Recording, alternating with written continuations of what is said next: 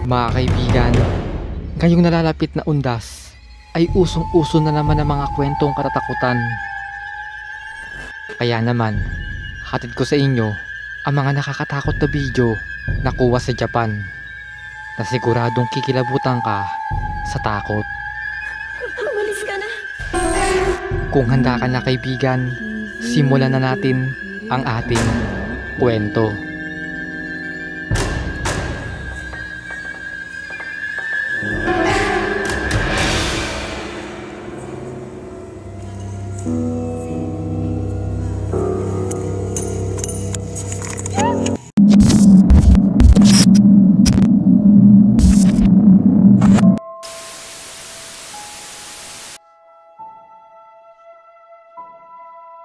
Isang grupo ng magkakaibigan ang nagalugad sa isang rundown house sa gitna ng kawalan.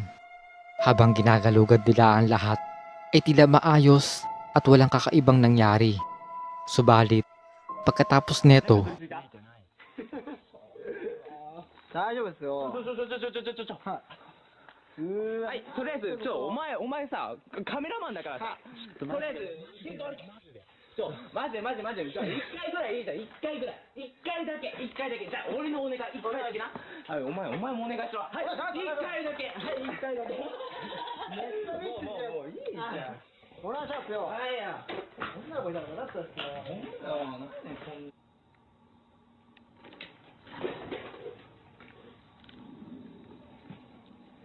おい。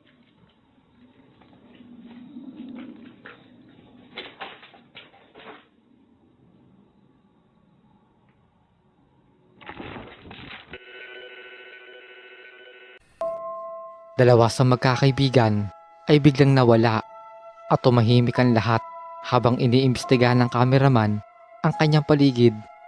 Isang multo na aparisyon ang lumika ng presensya at dito na natapos ang video.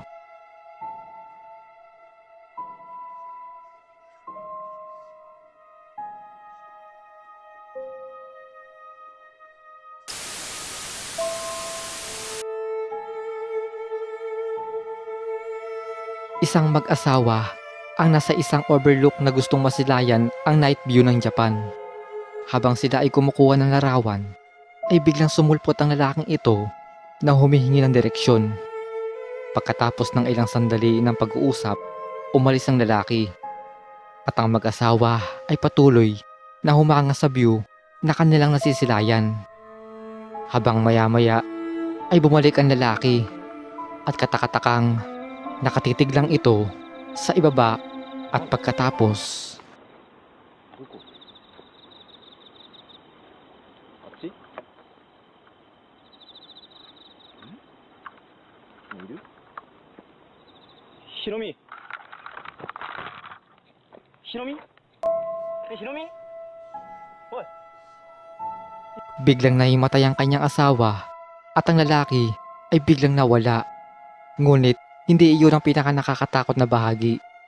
Sa likod ng upuan, kung nasaan ang babae, nakaupo ang isang multo na aparisyon na nakatitig sa kameraman na may kasamang masamang liwanag na nakakasilaw na dahilan upang mahimatay ang babae.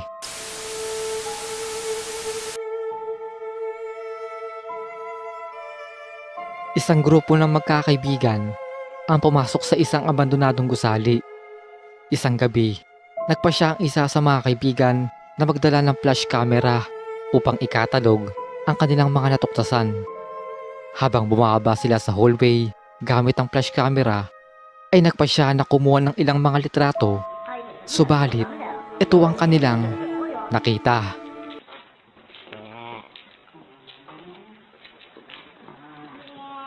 Deta, ocho ka.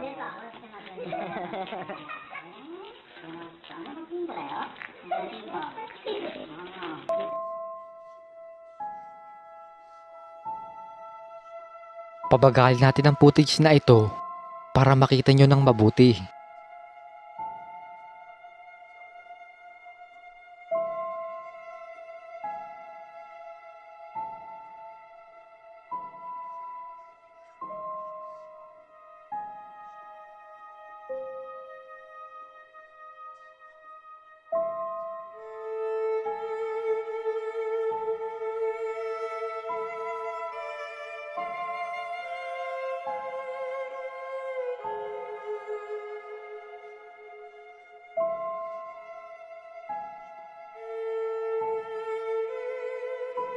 Isang multo na aparisyon ang makikita sa maraming shot habang naglalakad sila pababa sa hall.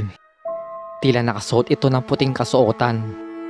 Ngunit ito ay makikita lamang kapag naka-on ang flash ng kamera.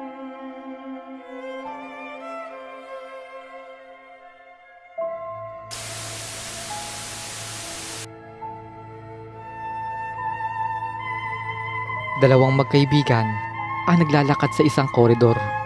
Sa mabilis nilang paglalakad sa bahagi ng salamin, hindi nila alam na may nakunan palang kakaiba.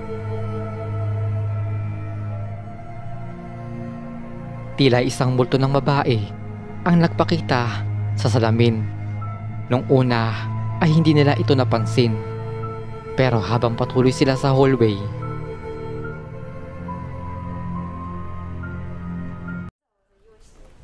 ふざけてんの？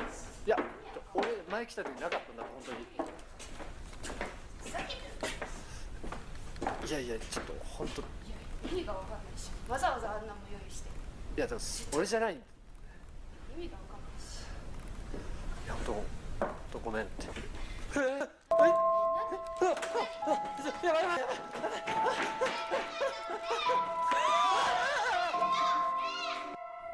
pagpaling ng kamera sa may salamin, isang nakakakilabot na refleksyon ng babae ang nakayakap sa kaibigan niyang babae.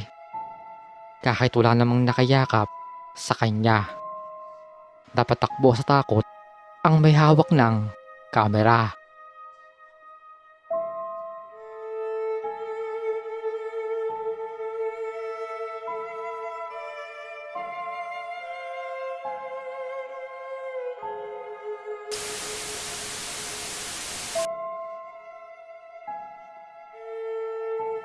Isang grupo ng magkakaibigan ang sumusunod sa isang batang babae sa isang abandonadong opisina.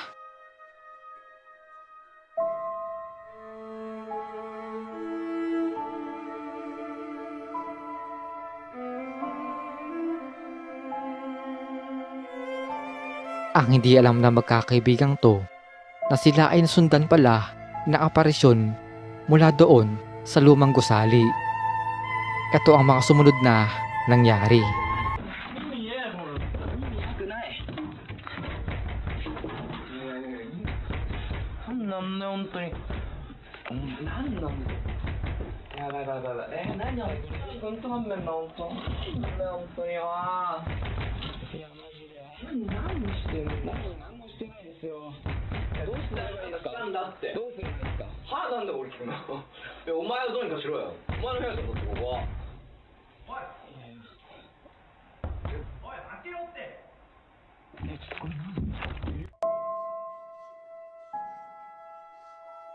Nang makarinig sila ng malalakas na katok na nagbumula sa pinto, nag-ipon sila ng lakas ng loob na imbestigahan at pagkatapos, nagpasya sila na puntahan ng pinanggagalingan ng malalakas na katok.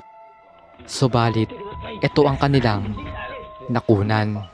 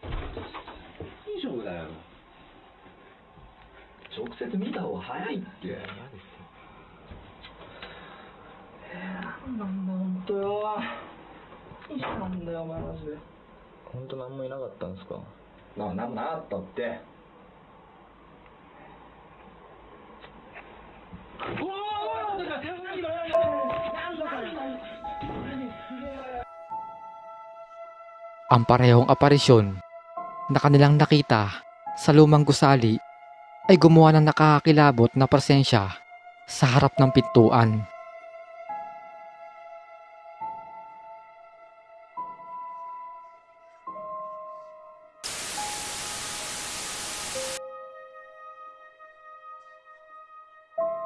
Ang paglalakad niya pauwi sa gabi pagkatapos ng mahabang araw sa trabaho.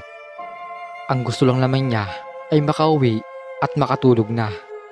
Subalit nang malapit na siya sa kanyang apartment, pinasalubong siya na kanyang sobrang ikinatakot.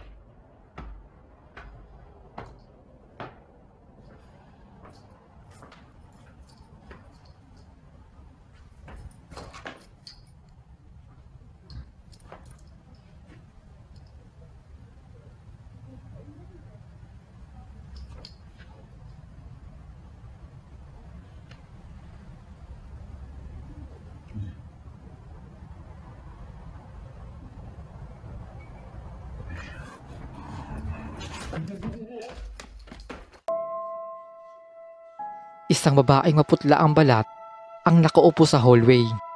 Kumikilos ng kahina-hinala. Kanya itong ikinatakot at naghihintay lang ng kaunti bago subukan tumakbo.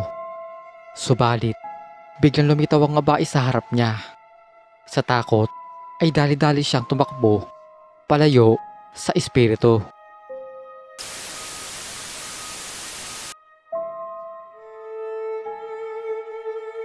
Isang babae ang nagkasanay sa isang dance studio. Pagkaraan ng ilang sandali, ay nagpasya siyang magpahinga. Umupo siya sa tabi ng ilang mga salamin at pagkatapos, ito ang nangyari.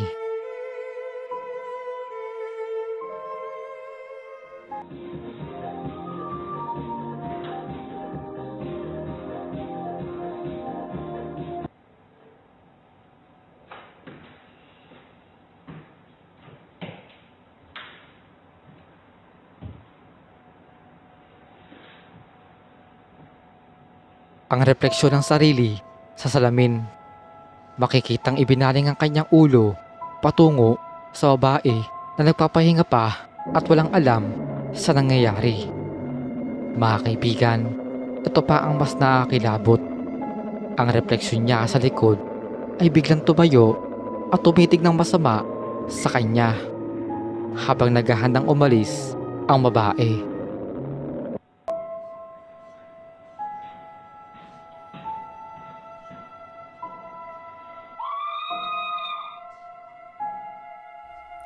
Napansin niya ang refleksyon na nakatingin sa kanya. Sa sobrang takot ay napasigaw at nagmadaling tumakbo ang babae. Habang ang refleksyon niya ay nanatiling nakatayo at naiwan sa loob ng dance studio.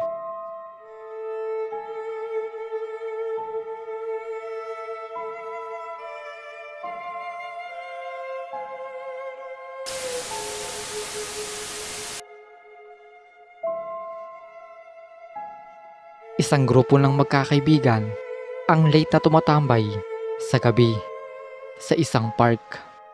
Lumapit sila sa isang pampublikong palikuran at nakatagpo ng isang bagay na sobrang nakakabahala.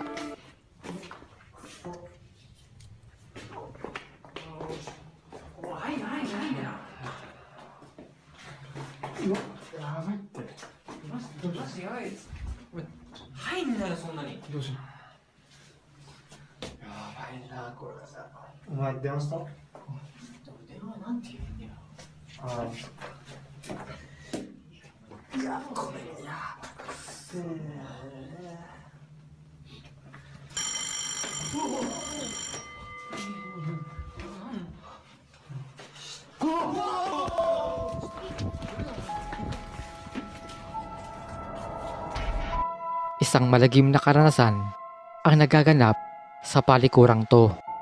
Habang masinsuri nila ang tagpong ito, maririnig ang nakakatakot na tunog ng kampana na sinundan ng itsura ng isang lalaki na nakaupo sa toilet bowl. Nagmamadaling lumabas ng palikuran ang magkakaibigan. Subalit ang nakakilabot na nangyari nang binaling ang kamera sa palikuran ay misteryosong naglaho ang dugo.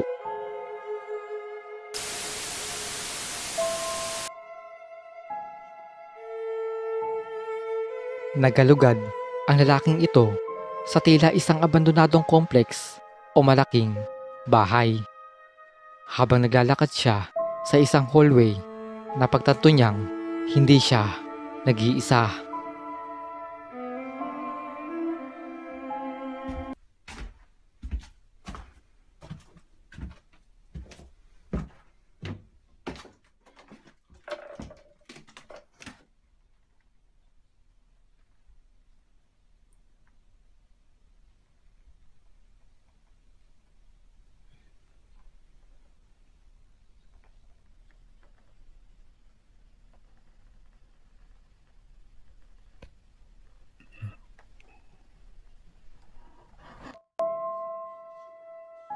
Isang madilim na figura ang makikitang nakatayo at nakatingin sa gitna malapit sa hallway.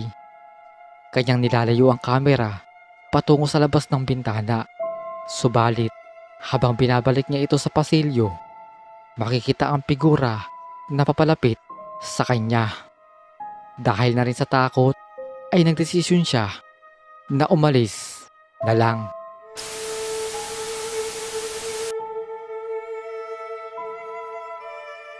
Sa huling clip natin mga kaibigan, itong may hawak ng kamera ay gumagawa ng film sa isang pampublikong palikuran.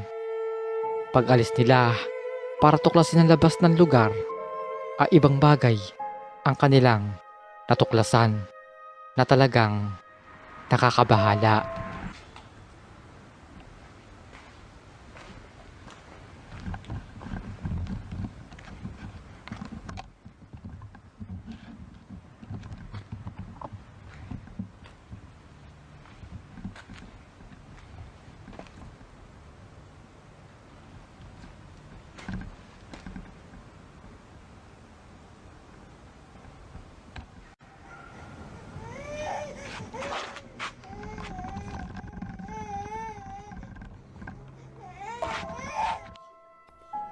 Isang multo ng sanggol ang makikita sa lupa. Ilang sandali bago makita ang isang multo ng babae na tila sinusundo ang sanggol. Habang ginagawa niya ito, dahan-dahan niyang iniangat ang ulo niya patungo sa kamera. Dahil sa matinding takot ay nagmadaling tumakbo ang may hawak ng kamera. Ikaw kaibigan, meron ka bang makapanindig balahibong karanasan? Pwede mo yang ibahagi sa pamamagitan ng pag-comment sa ating video. Tulad ng palagi kong binabanggit na dapat natin tandaan na sa ating mundo, lahat ay may nakatagong misteryo. Maraming salamat sa panonood. At hanggang sa muli nating kwentuhan, kaibigan.